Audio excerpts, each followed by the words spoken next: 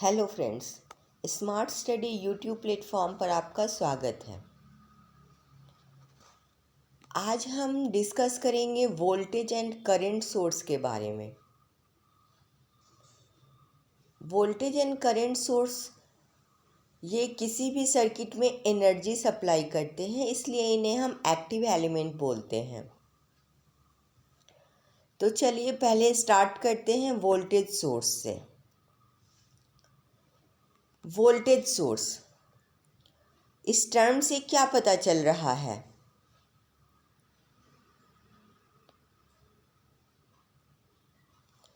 यही कि ये एक सोर्स ऑफ एनर्जी है जो टर्मिनल के अक्रॉस पोटेंशियल डिफरेंस इस्टेब्लिश करता है, जैसे बैटरीज, डीसी जनरेटर्स, अल्टरनेटर्स, ये सब वोल्टेज सोर्स कहलाते हैं। ठीक है। और करंट सोर्स से क्या पता चलता है? ये देखिए, ये से डिफाइन किया गया है, a source of energy which established a potential difference across its terminal. Clear?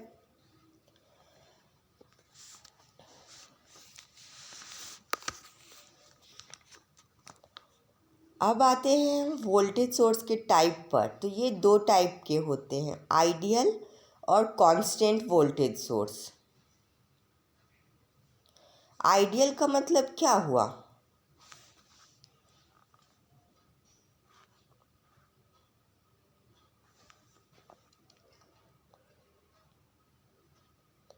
Constant का मतलब क्या हुआ? कांस्टेंट का मतलब हुआ कि वो जो वोल्टेज डिफरेंस इस्टेब्लिश कर रहा है उसकी वैल्यू कभी भी हम चेक करेंगे तो सेम होगी, डिफरेंट नहीं होगी। तो जो वोल्टेज सोर्स सर्किट में कांस्टेंट वोल्टेज सप्लाई करता है, इसे कोई फ़र्क नहीं पड़ता कि सर्किट में कितना करंट ड्रॉ कर रहा है, कितना नहीं कर रहा है, ऐसे वोल्टेज सोर्स को हम कांस्टेंट या आइडियल वोल्टेज सोर्स बोलेंगे। और आइडियल क्यों बोलेंगे? क्योंकि इनका इंटरनल रेजिस्टेंस 0 होता है। क्लियर?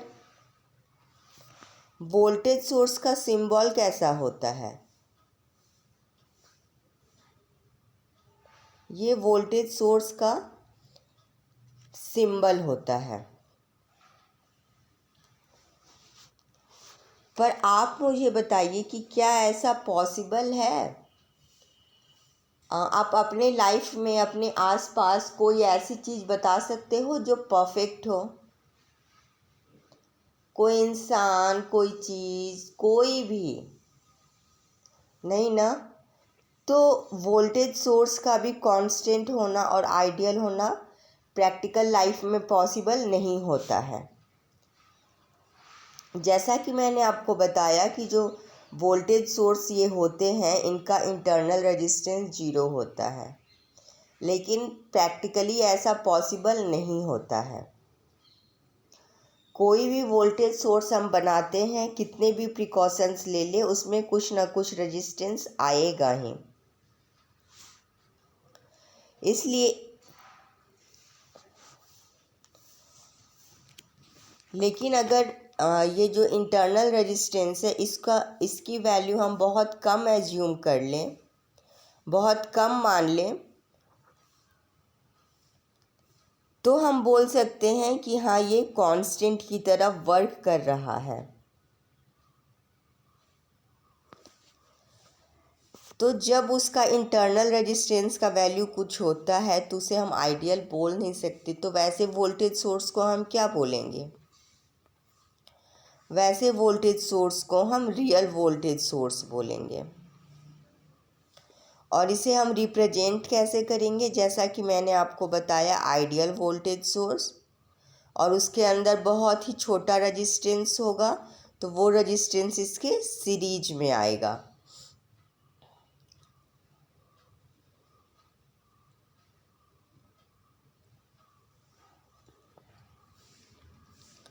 क्लियर? और इस इंटरनल रेजिस्टेंस के कारण टर्मिनल वोल्टेज जो है वो डिक्रीज कर जाएगा। क्यों डिक्रीज करेगा? क्योंकि इक्विवेलेंट रेजिस्टेंस बढ़ जाएगा। बढ़ने की वजह से लोड करंट भी इंक्रीज कर जाएगा और वोल्टेज डिक्रीज कर जाएगा।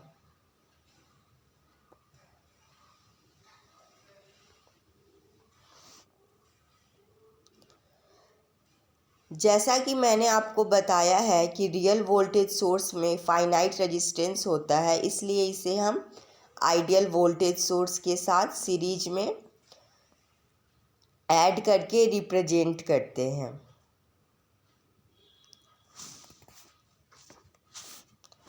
अब देखिए, सर्किट में जब हम RL एक लोड कनेक्ट करते हैं तो करंट IL फ्लो होने लगता है।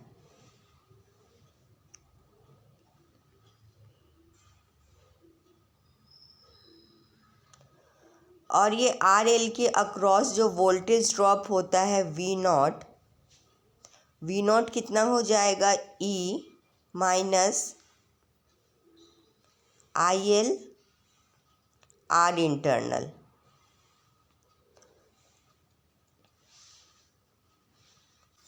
अब देखिए, R इंटरनल की वैल्यू जितनी छोटी होगी V नॉट और V की वैल्यू उतनी ही पास आ जाएगी। तो इसीलिए जो आइडियल वोल्टेज सोर्स होता है उसमें R इंटरनल की वैल्यू हम 0 ले लेते हैं, जिसकी वजह से ये पूरे टर्म की वैल्यू 0 हो जाती है और V नॉट E के बराबर हो जाता है। लेकिन जो रियल वोल्टेज सोर्स होता है उसमें R इंटरनल की वैल्यू कुछ ना कुछ होती है, जिसकी वजह से V नॉट E से कम हो जाता है। क्लियर? ये तो हो गई वोल्टेज सोर्स के बारे में। अब बात करते हैं current source. Current source word से आप क्या समझ रहे हो? Current source, source of energy जो करंट सप्लाई करे।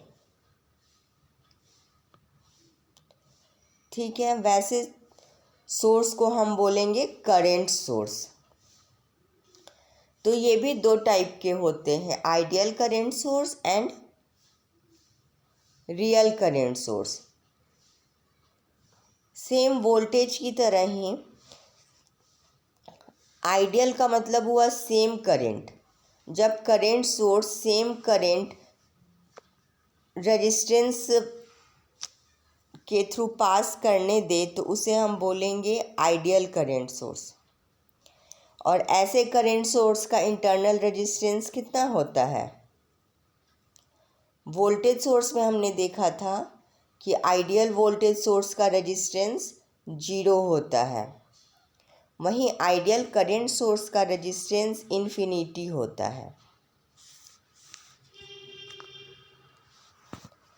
क्लियर? अब इसे हम रिप्रेजेंट कैसे करेंगे? तो इसे हम ऐसे सर्कल और अंदर एक छोटा सा एरो ऐसे रिप्रेजेंट करेंगे। और ये जो एरो है उसका क्या मतलब है? ये एरो डायरेक्शन ऑफ करंट को शो करता है। और मैंने आपको पहले भी बताया है कि करंट फ्लो का मतलब होता है इलेक्ट्रॉन का फ्लो, और जो करंट फ्लो हम मानते हैं सर्किट में फ्लो कर रहा है वो अपोजिट होता है इलेक्ट्रॉन फ्लो के, जिसे हम कन्वेंशनल करंट बोलते हैं। तो ये जो डायरेक्शन है ये कन्वेंशनल करंट को शो करता है। क्लियर?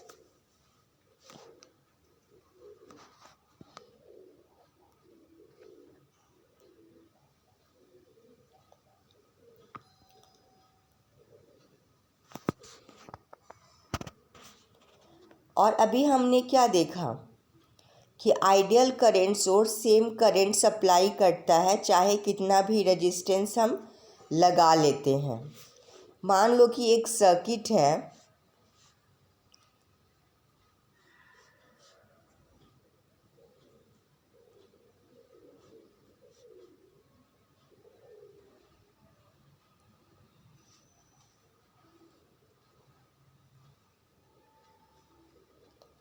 ये कुछ इस तरह का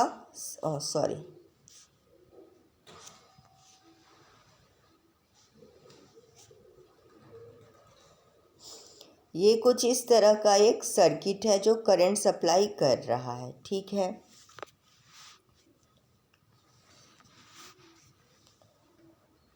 तो terminal voltage V load current पर डिपेंड करेगा और V इक्वल टू क्या होगा, IR होगा। करंट मान लो कि ये 2 एम्पियर सप्लाई कर रहा है और इस लोड का रेजिस्टेंस है 10 ओम। तो इसकी वैल्यू क्या हो जाएगी, 2 इंटू 10 20 वोल्ट। मान लो कि अब लोड हम लगा दे रहे हैं 100 का, ये हो गया 100 ओम और ये तो कांस्टेंट है तो ये सेम करंट सप्लाई करेगा 2 ओम। तो अब इसकी वोल्टेज अक्रॉस कितनी हो जाएगी, 2 इंटू 100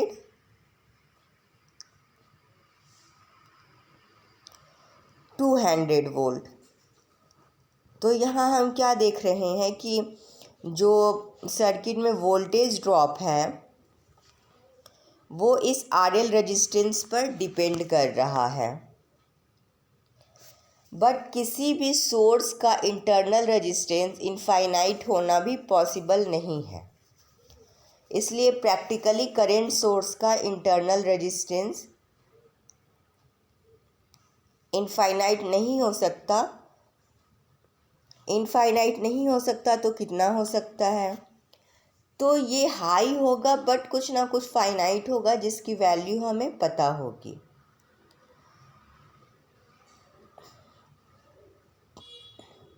तो अब बात करते हैं रियल करंट सोर्स की।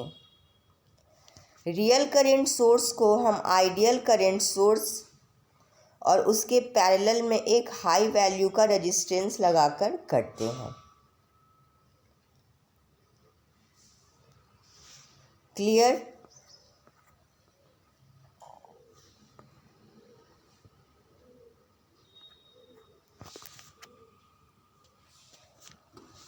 मान लो कि किसी सर्किट में 2 करंट सोर्स लगे हुए हैं,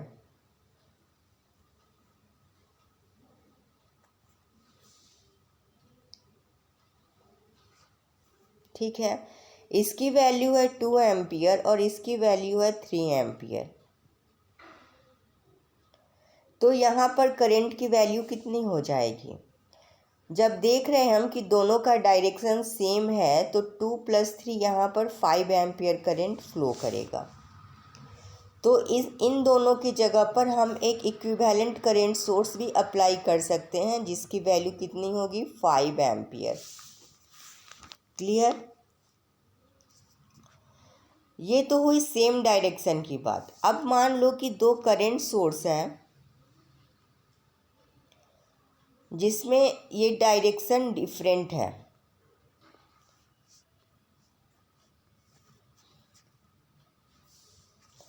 ये है 3 एम्पियर और ये है 5 एम्पियर। तो अब हमें यहाँ कितनी करंट मिलेगी, तो जब डायरेक्शन अपोजिट होती है तो इसे हम माइनस कर देंगे और ये हो जाएगा 2 एम्पियर। 5 - 3 2 एम्पियर।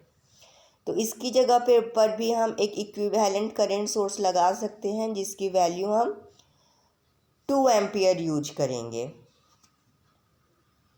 क्लियर?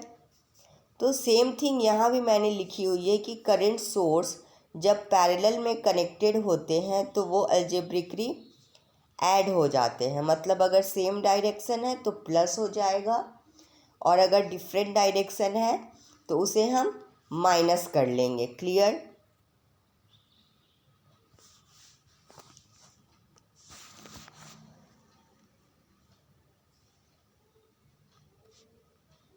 ये एक करंट सोर्स है, आइडियल करंट सोर्स। इसमें हमने एक फाइनाइट रेजिस्टेंस इसका लगा दिया, इंटरनल रेजिस्टेंस। अब ये हो गया क्या, एक रियल करंट सोर्स और यहाँ पर लगा हुआ है एक लोड रेजिस्टेंस। क्लियर? जब यहाँ से करंट आई फ्लो करेगा तो इधर और इधर ये डिवाइड हो जाएगा। इधर जो डिवाइड होगा इसको अगर हम I1 मान लेते हैं तो ये क्या हो जाएगा IL, और ये I की वैल्यू कितनी हो जाएगी IL प्लस I1। क्लियर। अब ये IL की वैल्यू कितनी हो जाएगी तो I माइनस I1, और I1 की वैल्यू कितनी है, अगर वोल्टेज ड्रॉप यहाँ पर हम V ले लेते हैं,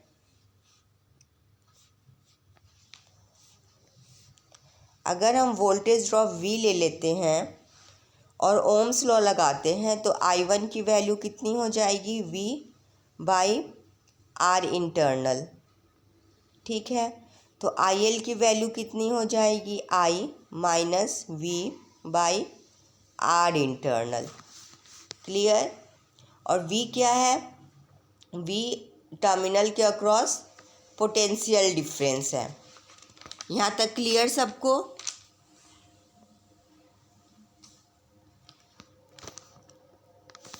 अब बताइए, अगर आपके पास वोल्टेज सोर्स है और आपको करंट सोर्स में चेंज करना है, या करंट सोर्स है उसको वोल्टेज सोर्स में चेंज करना है, तब कैसे करेंगे।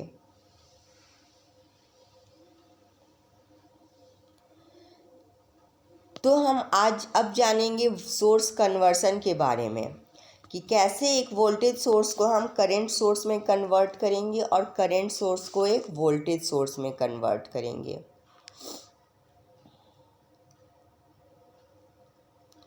हम एक रियल वोल्टेज सोर्स को इक्विवेलेंट करंट सोर्स में कन्वर्ट कर सकते हैं और रियल करंट सोर्स को रियल वोल्टेज सोर्स में कन्वर्ट कर सकते हैं। तो पहले हम बात करते हैं वोल्टेज सोर्स को करंट सोर्स में कन्वर्ट करने की। ये एक सर्किट है जिसमें रियल वोल्टेज सोर्स लगा हुआ है। इसमें हम देख रहे हैं कि ये सप्लाई, इसका इंटरनल रेजिस्टेंस, लोड रेजिस्टेंस और करंट IL फ्लो कर रहा है। क्लियर। अब ये बताइए कि IL की वैल्यू क्या होगी।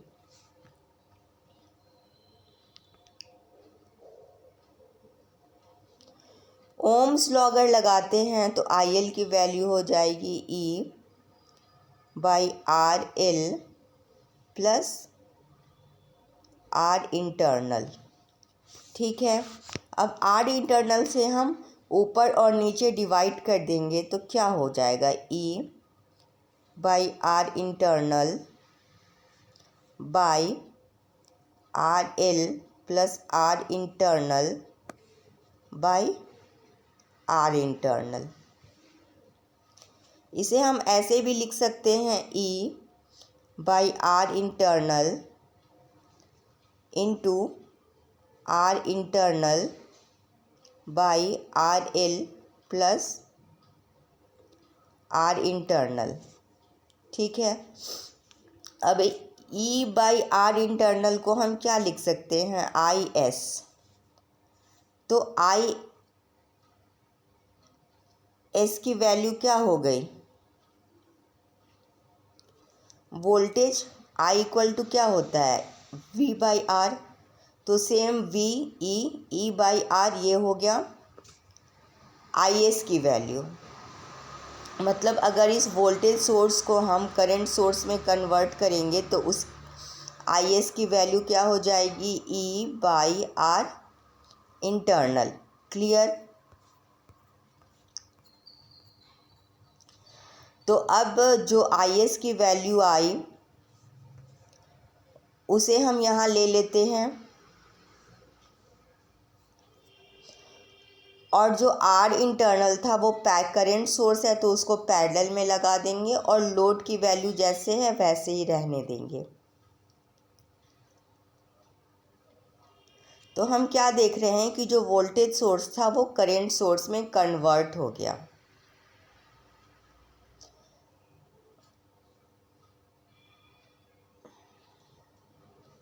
और ये जो R इंटरनल की IS की वैल्यू तो हम निकाल चुके थे E by R internal, IS की वैल्यू हम क्या निकाले थे, E/R इंटरनल, क्लियर। और RL की वैल्यू सेम रहेगी। ये R इंटरनल की वैल्यू क्या होगी, तो इंटरनल रेजिस्टेंस वोल्टेज सोर्स में जितना था करंट सोर्स में भी सेम रहेगा। बस डिफरेंस ये रहेगा कि वोल्टेज सोर्स में ये R इंटरनल सीरीज में लगा हुआ था और करंट सोर्स में ये पैरेलल में कनेक्टेड होगा, क्लियर। सिमिलरली अब हम देखते हैं कि हम करंट सोर्स को वोल्टेज सोर्स में कैसे कन्वर्ट करेंगे। तो ये एक सर्किट है जिसमें एक करंट सोर्स लगा हुआ है, एक इंटरनल रेजिस्टेंस है जो इसके साथ पैरेलल में है।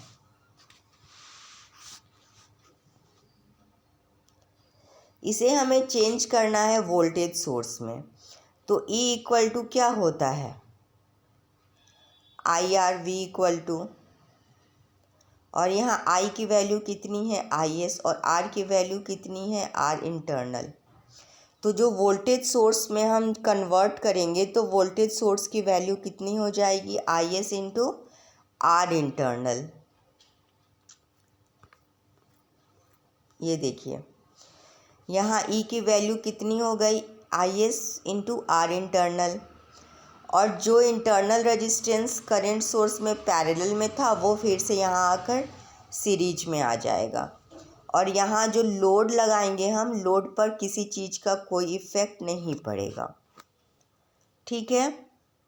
तो ये चेंज हो गया current source to voltage source और voltage source to current source. अब मुझे बताइए, अगर इसकी वैल्यू 15 वोल्ट है और इसकी वैल्यू 500 ओम है, तो करंट सोर्स में इसे अगर हम चेंज कर रहे हैं तो उसकी वैल्यू क्या होगी।